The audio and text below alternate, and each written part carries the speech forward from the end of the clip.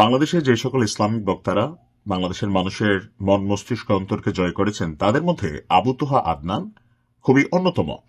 তবে তার ব্যক্তি জীবনে তার বিয়ে, তার সংসার, তারপর হচ্ছে পরকীয়া, এই বিষয়গুলোকে নিয়ে সোশ্যাল মিডিয়াতে গেল মাসখানেক আগে তার যে দ্বিতীয় বা তৃতীয় স্ত্রী সাবিকুন নাহার, তিনি আপনার একটা বড় ধরনের নাড়া দিয়েছিলেন।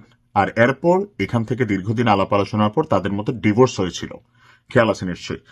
তো এরই মাঝখানে খবর আসছে যে আবু তোহা আদনান তিনি আবারও বিয়ে করেছেন। তো জনমনে কল্পনা যেটা, যে যেই মেয়েকে ঘিরে আবু তোহা আদনানের সেই 10-12 বছর আগরের যে গার্লফ্রেন্ডকে ঘিরে বা তার যে ইসলামিক দাওয়া সেন্টার আছে ওইখানে ওই মহিলা নিয়মিত আসতো যাইতো, আবু তোহা আদনান হাসতো।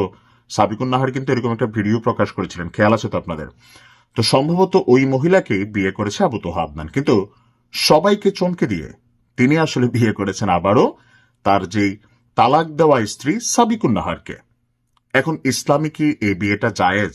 অনেকে এটা জানেন না, আবার অনেকে জানেন যে হিল্লা বিয়ে করছে কিনা, এই না কিনা সেই না কিনা, সেটা নিয়ে শেষ